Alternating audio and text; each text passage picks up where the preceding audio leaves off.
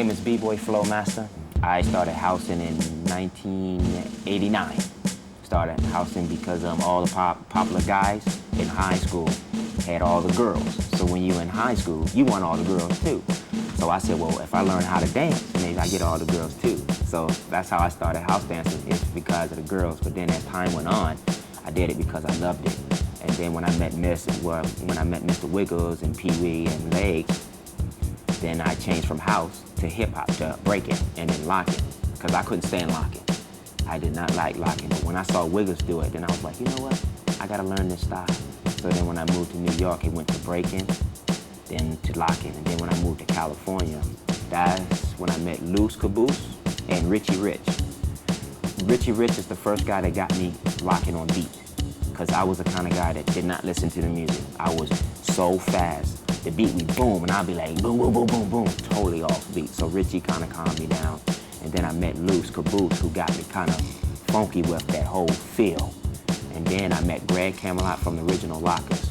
And that's when my locking just started going up and up and up.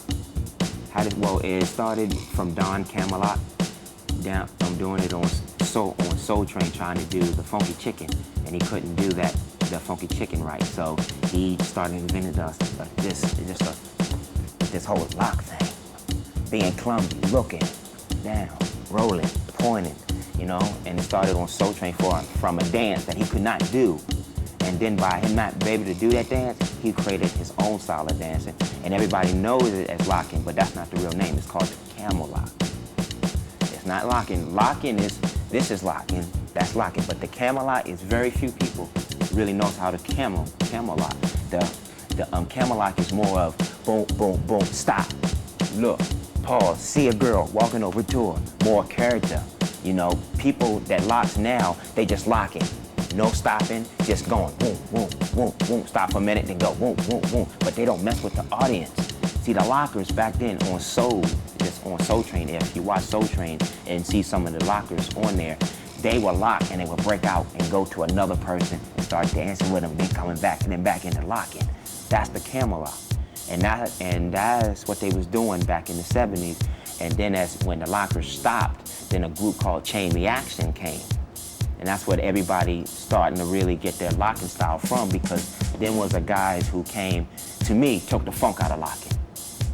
They really took the funk out of locking. They not dancing or nothing. They just come out there straight point, non-stop, not giving the audience time to see what they're doing. They just boom, boom, boom. Now they're on beat, but they doesn't give time to milk it, to let people understand what you're doing, because they're constantly moving. So people's like, as the original lockers, the camel lockers, when they do it, they boom, boom, boom, boom, then back into something else. You know, so that's the difference of the way they was locking back then and the way they're locking now. Because when the lockers stopped, the younger generation that came didn't get to see the camel lockers. They came to see they saw the Chain Reaction. So that's how everybody thought locking was supposed to be, the way Chain Reaction locks. But they took the funk. That's not dancing to me. To me, by constantly doing 1,000 points, that's not dancing. That's just doing a move. You know, the camel locks did a move, but they did it with feeling and they did it with funk. And they had this whole, when they wrist roll, they just don't wrist roll like this. They wrist roll with their body moving. All this is keep moving. That's where the funk is at. Where Chain Reaction is just the way everybody locks now. Peace, my name is B-Boy Flowmaster. I'm sitting here with the famous Skeeter Rabbit from the Electric Boogaloos. What we're about to demonstrate now is called locking, made up from Don Camelot. So what Skeeter Rabbit's gonna demonstrate now is called wrist twirls.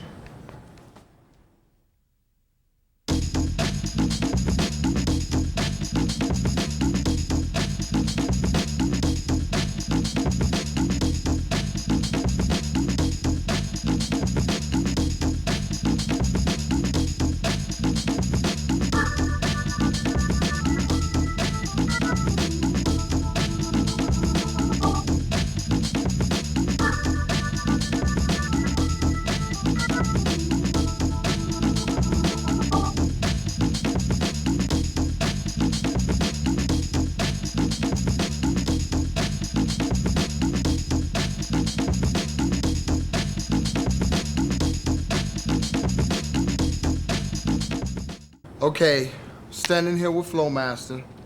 I'm Skeeter Rabbit, speaking about some of the different ways that you could pace and locking. You know, pace and locking is just what it is. It helps you keep the timing with the music. You're pacing, you know, rocking with it, pacing with it. So Flow's gonna demonstrate some pacing that we do today, and I'll show you some of the old style pacing that we used to do back in the early 70s.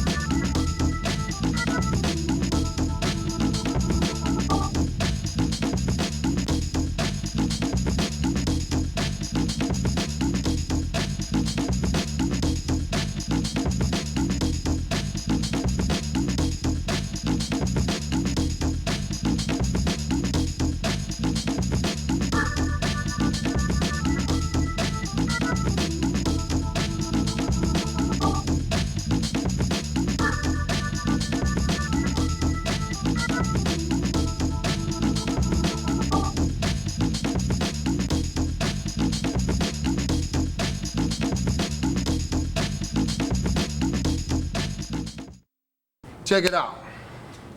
In locking, it's like a move called the stop and go, made up by Greg Camelot Jr.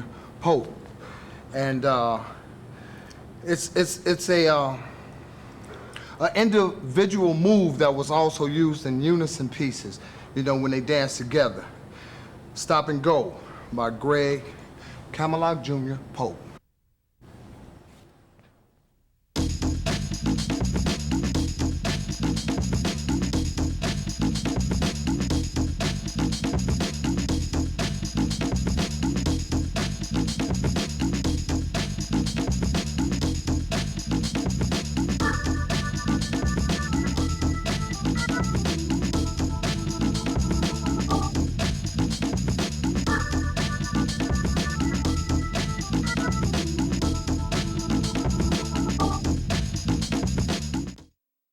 All right, Flowmaster, Skeeter Rabbit, discussing the lock, originated by Don Campbell.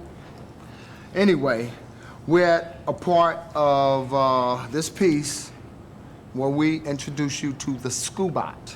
Scooby-Doo was a later move, you know, maybe around 75, 76, and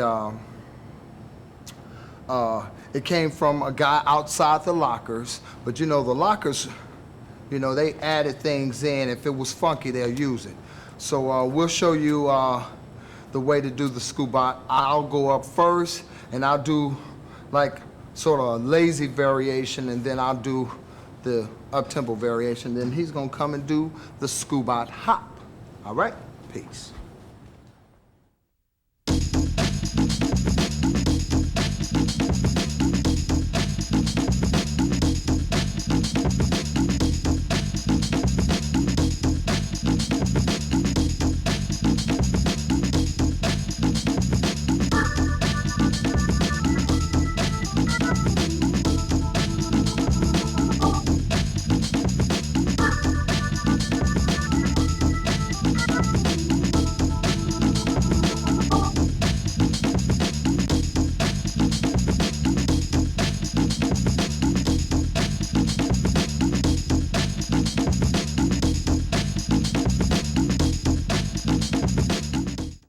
Flowmaster, how do you think we should demonstrate this next move, the Scooby-Doo? I think I should take it from doing the original, you doing it standing down, doing the original style, not the original style, but standing low, and you take it to the Scooby-Doo going up into the air. Okay. He's gonna show you one variation, and I'll show you the other variation. Scooby-Doo, Flowmaster.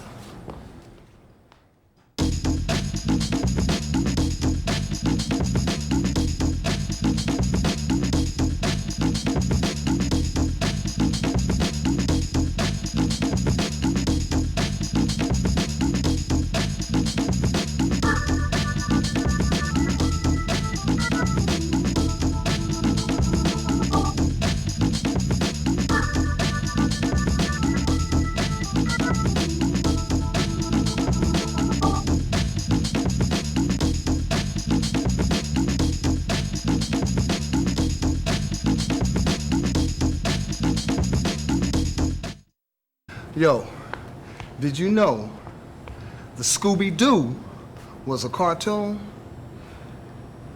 Yeah. Late 60s, about 69, it was a cartoon of a dog called Scooby-Doo. And the name came before the move. And it was a guy named Scooby-Doo who made up that move, the Scooby-Doo.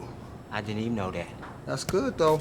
Say, that's more information for you. Scooby-Doo was a cartoon, animation now. So, now we're going to the Skeeter Rabbit. Now, I'm known as Skeeter Rabbit. Not because I made up the Skeeter Rabbit, it's because I do the Skeeter Rabbit. And I've been doing the Skeeter Rabbit since about 75. And how I got the name Skeeter Rabbit was the guy who made up Skeeter Rabbit lived near my neighborhood, which I lived in Compton, he lived in Watts. And he made up the move Skeeter Rabbit. But I did it, and as I got older, I did so many different variations that people used to call me Little Skeeter Rabbit or Skeeter Rabbit Jr., and the name just stuck. The Skeeter Rabbit.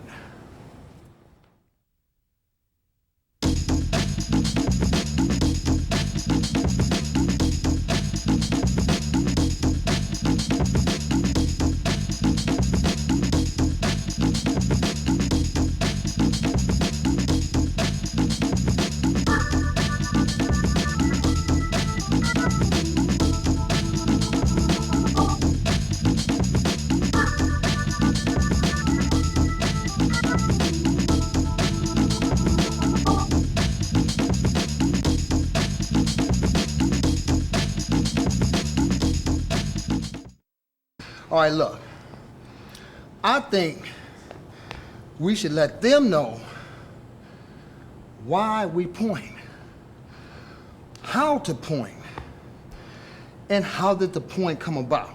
Okay. Don Campbell used to dance, and sometimes people would laugh at him or make fun or even say, hey, get down. And he would point at them. Like, I see you too. That's the point. Just point at people. Point. You don't point up here, or point like this, or point like that. You just point at somebody. Hey, hey, hey, okay, yeah. You know, throw your thumbs up. You can hitchhike. Show them how to get down with the point. Mr. Flowmaster.